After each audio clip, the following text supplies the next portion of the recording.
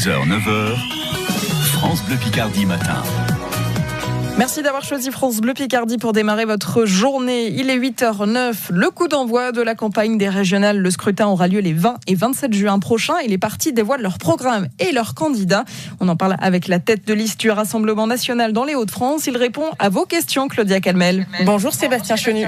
Bonjour. D'abord un mot de cette étude de la Fondation Jean Jaurès dont on a parlé ce matin sur France Bleu Picardie, qui dit en gros qu'une victoire de Marine Le Pen à la présidentielle de 2022 est possible, notamment parce qu'il y a beaucoup de points communs entre vos idées et celle des Républicains. Vous avez besoin d'une image plus sage, moins estampillée extrême droite pour faire de bons scores en 2022 ? Je crois que plus personne ne pense que nous sommes l'extrême droite. Je crois même que nous ne sommes pas la droite, nous sommes au-delà de la droite et au-delà de la gauche. Et c'est parce que justement nous rassemblons des Français qui parfois ont voté à gauche, parfois ont voté à droite, parfois ne votent plus, que nous avons dépassé ces vieux clivages qui ne fonctionnent plus, que nous représentons une alternative crédible.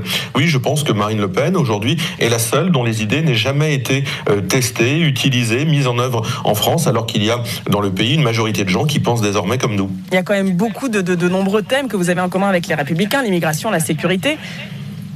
Oui, vous savez, les Républicains, le problème, c'est que lorsqu'ils sont aux affaires, ils ne font rien. Moi, j'ai voté longtemps pour l'UMP et j'ai été déçu, comme beaucoup d'électeurs. Le problème, c'est que ce sont des gens qui parlent fort et qui agissent peu, un peu à l'image de Xavier Bertrand. Ce sont des gens qui font beaucoup de bruit pendant les élections, mais lorsqu'ils sont aux responsabilités, et Dieu sait s'ils l'ont été aux responsabilités de nombreuses années, eh bien, ne mettent pas en œuvre les programmes sur lesquels ils se font élire. Nous sommes des gens courageux, nous ne devons rien à personne, nous n'avons pas d'ascenseur à renvoyer et nous considérons qu'effectivement, l'immigration et la sécurité sont des problématiques sur lesquelles rien n'a été fait durant ces dernières années et nous souhaitons mettre en place notre programme. On va justement passer au régional. Il fallait maintenir, selon vous, le scrutin malgré le coronavirus. On a vu ce que ça a donné après les municipales avec beaucoup de contamination, juste avant le premier confinement. Oui, souvenons-nous de ce qu'était la situation l'année dernière. On votait avec des gants, personne n'était vacciné, donc la situation n'était pas la même. Aujourd'hui, je pense qu'il y a un rendez-vous démocratique qui nous permet de dire non à la politique d'Emmanuel Macron, qui permet aux Français de s'exprimer, de dire ce qu'ils ont sur le cœur, qu'ils veulent un autre choix pour leur région, en même temps qu'ils s'opposent à la politique d'Emmanuel Macron. Mais je pense qu'il fallait maintenir ce rendez-vous. Vous étiez à Roye hier, dans l'Est de la Somme, un territoire qui a largement voté pour votre parti lors des régionales de 2015. Votre slogan de campagne, c'est une région qui vous protège. Contre quoi voulez-vous protéger les habitants des Hauts-de-France ? Contre les politiques qui amènent à moins d'industrie, à plus de chômage, à plus d'insécurité, à une santé qui n'est pas prise en compte dans notre région, puisque tous les indicateurs sont malheureusement rouges alors qu'on est une région formidable. Donc oui, moi je souhaite être un président de région qui protège la région, qui met en place des politiques qui protègent son industrie, comme je vous l'ai dit, sa sécurité. Quand je vois qu'effectivement simplement 8 policiers ont été seront affectés à Amiens, notamment quand on sait ce qui se passe dans le quartier d'Étouvie, je pense qu'on se moque du monde. Quand je vois que à Tis-Soulan dans l'Aisne, c'est encore un bureau de poste qui est menacé de fermeture, je pense qu'on a oublié la Picardie ces dernières années dans cette fusion de notre grande région Nord-Pas-de-Calais, Picardie. La Picardie a été oubliée, la Picardie a été malmenée et la Picardie a donc besoin d'être protégée. Qu'est-ce que vous comptez faire justement pour remédier à ça ? Vous dites que la Picardie a été abandonnée dans cette fusion. Qu'est-ce que vous comptez mettre en place ? Mais d'abord, je souhaite être un président à temps plein. Moi, je pense que être président de la région, protéger la région, ça nécessite de s'y consacrer totalement. Xavier Bertrand nous dit que son projet, c'est partir aux élections présidentielles. Ça nous fait une belle jambe.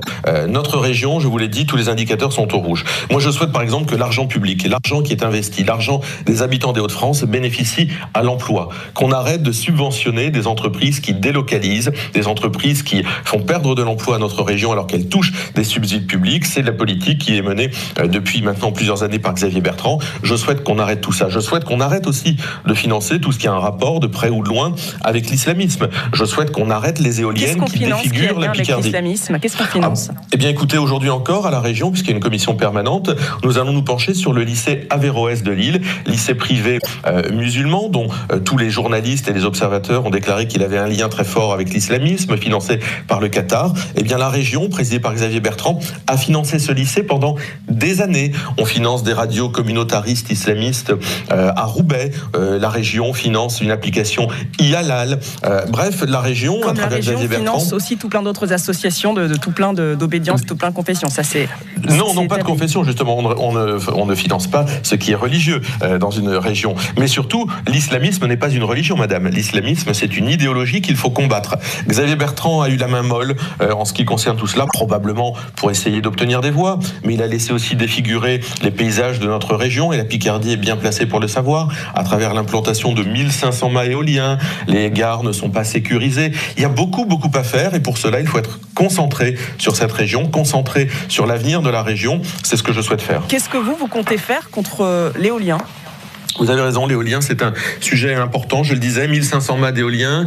La candidate de gauche nous dit qu'il faut se réjouir d'avoir de l'éolien en Picardie. Moi, je pense que c'est une escroquerie écologique contre laquelle je me bats. Mais concrètement, qu'est-ce que vous comptez faire ? Trois propositions. D'abord, des référendums locaux à chaque fois qu'un projet éolien veut être installé. Ensuite, un référendum régional pour obtenir un moratoire sur l'éolien dans notre région. Je demanderai au peuple des Hauts-de-France de m'aider, de m'accompagner. Et puis ensuite, nous financerons des études épidémiologiques pour avoir un bras armé pour lutter contre les implantations d'éoliennes, pour démontrer qu'il y a des conséquences pour la santé des hommes, mais aussi des animaux. Les régions n'ont pas la compétence pour valider ou stopper des projets éoliens, c'est du ressort des préfectures. Vous ne pourrez donc pas faire grand-chose si vous êtes élu. Madame, à Notre-Dame-des-Landes, la région s'est mobilisée concernant l'aéroport de Notre-Dame-des-Landes. Et vous avez vu ce qu'il en a été. Donc oui, nous pouvons faire des choses. Si on ne peut plus rien faire, alors il faut faire comme M. Bertrand, se sauver, et puis parler fort, et puis se sauver parce qu'on n'a rien fait. Moi, je souhaite financer des études épidémiologiques pour démontrer les conséquences de l'éolien, avoir le soutien des habitants de la région pour faire un moratoire sur l'éolien dans notre région. Et à chaque fois qu'un projet éolien se dessine sur notre territoire, consulter la population pour montrer que nous ne sommes pas d'accord. Très rapidement, vous tapez beaucoup sur Xavier Bertrand, est-ce que vous n'avez pas la place un peu facile ? C'est facile de s'exprimer comme ça quand on n'a pas de bilan à défendre, vous n'étiez pas aux affaires ? Effectivement, nous ne sommes pas aux affaires, nous le regrettons parce que la victoire nous a été volée. La dernière fois, la gauche a cocufié ses électeurs, les a trahis en appelant à voter pour un homme qui se disait de droite. Moi, ce que je considère aujourd'hui, c'est que rien ne différencie Xavier Bertrand d'Emmanuel Macron. Les mêmes politiques amènent la même absence totale de résultats, raison pour laquelle nous souhaitons une région qui vous protège, une région qui soit gérée différemment, avec des élus qui soient entièrement tournés vers le développement et le rayonnement de notre région. Merci Sébastien Chenu, tête de liste du Rassemblement national pour les prochaines régionales. Bonne journée à vous.